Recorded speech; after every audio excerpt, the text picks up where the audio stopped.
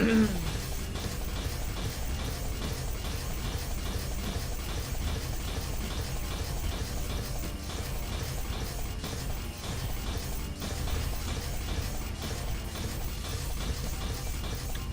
turn our ship's guns back on before we get into the ship? Did you turn them on last night? Whenever You were the last ones to have them turned on, I thought.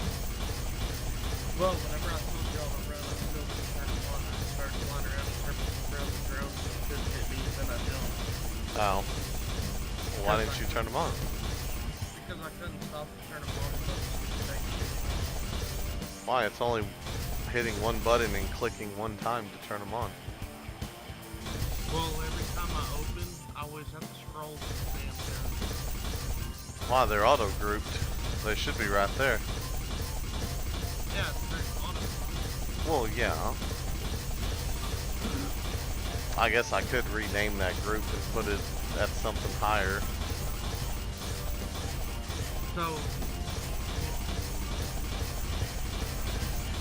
So turn them on, do I have to, I just click on turns and click active? Yeah. Yeah, and as long as they're all grouped and we haven't removed any, they should all be on. Alright, they're all on. Yay.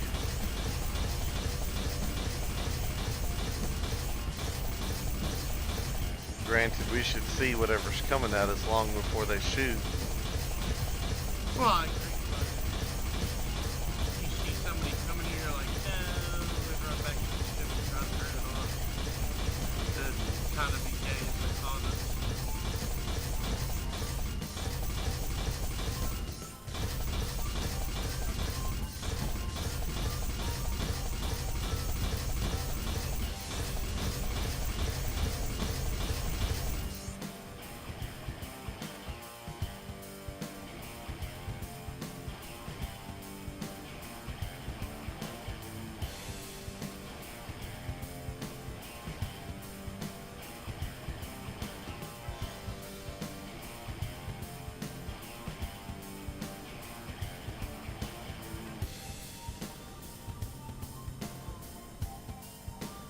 That'd be a good enough reference for you. Probably.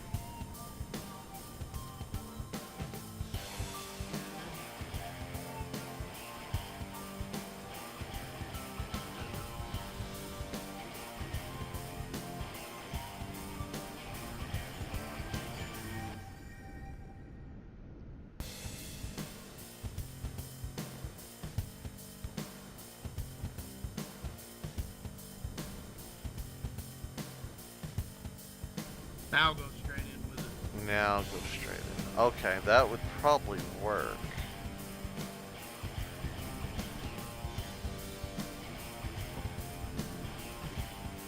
I'm just gonna fill this in. Okay, and then you want to come across from here, or do you want to go further back? Like I said, it depends how much room you need for that warp drive, plus those big ass rockets to sit in there where they're not gonna get blown up. Yeah. Okay, let me... I imagine that would be enough room to get your warp drive and stuff in there. Well, let me throw it down for perspective here.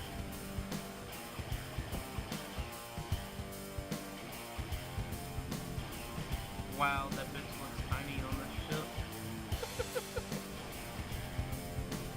Alright. I'm gonna... Say what? Yeah, that would probably be the best.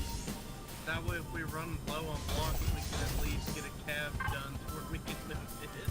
Right. Alright, Elephant Crunch is coming in. There he is.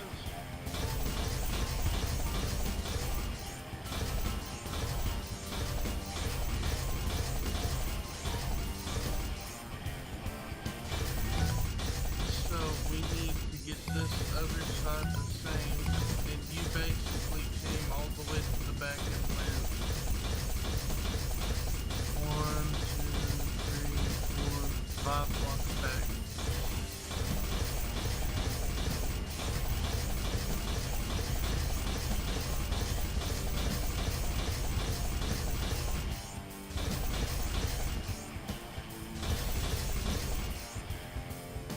guess they haven't like added the mirror mechanics yet. Oh no, they have the mirror mechanics on here, but they're kind of, in my opinion, they're a little bit broken. You can add, but you can't remove in mirror. Okay. So, Okay. so right now we're just kind of doing a rough layout, trying to figure out if we like the shape and whatnot. So we're only doing one side, otherwise we have twice as much to take off. Yeah. So that's the drawback to it right now, but.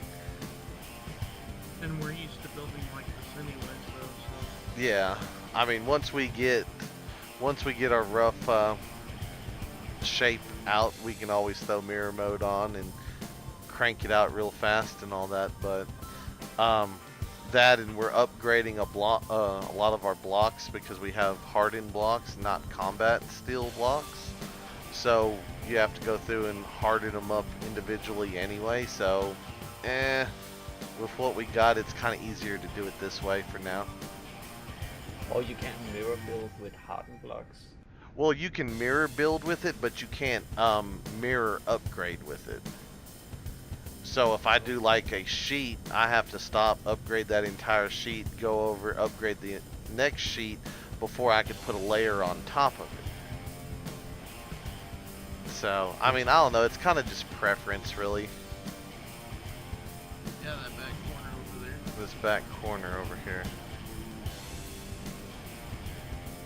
Okay. I'm looking at the angles here. Yeah, I wanted to go higher, but I can't freaking. I mean, unless I back up and start again, I don't know how to round it. So I'm guessing we stop there and then try and cup it up again. Yeah, why don't we stop with it right there? We'll do that on both sides, and then we'll try to see how we can build that back box. Yeah. And we'll go from there.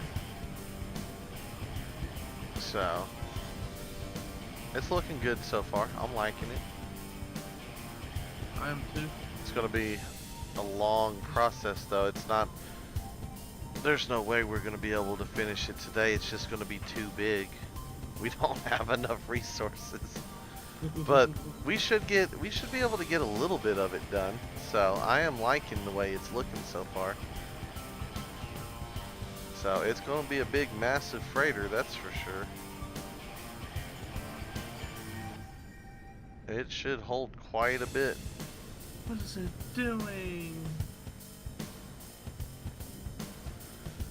I just remembered you said you didn't want to put a ginormous freaking door on there because we didn't need to get the spark, or we didn't need to get the spawn in it. Now, I think we need to go a little bit bigger with the door, but we don't need to get gigantic huge with it.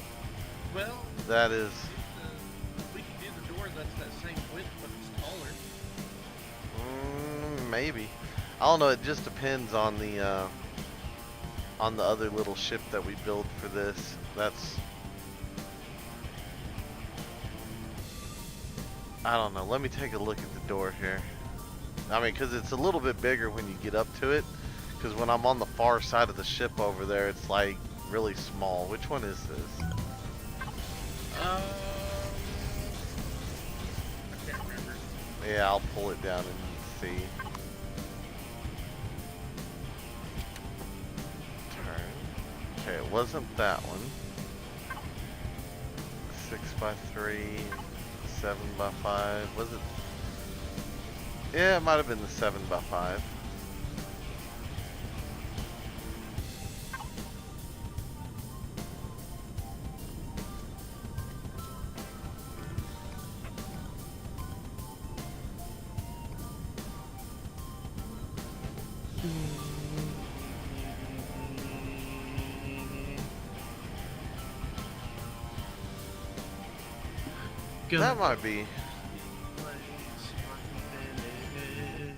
That might be an okay size door.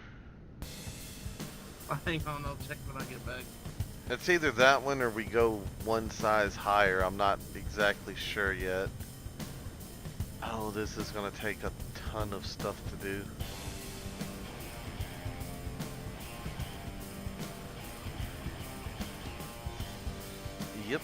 Well, we'll get it brought together. Alright, guys. Well, we've been hard at work on the freighter. Been a couple of days since we started on this, and we've gotten a little bit of progress here. And I'm liking it, guys. I really am liking where we're going with this. So, let's take a look at what we got so far. Still haven't got it completed. We still haven't, well, we still lack a lot. But I'll show you what we got done so far. And kind of fully explain things a little bit better. We have our arms, which will hold our storage. And we're going to start using the drop pods that the Wolf designed. We're going to figure out some sort of system inside there. We're still probably going to have the large cargo containers too, though. But we are going to figure that out. We got our flight deck here so that small vessels can come and land and all that type of good stuff. And even a small capital vessel could technically fit there.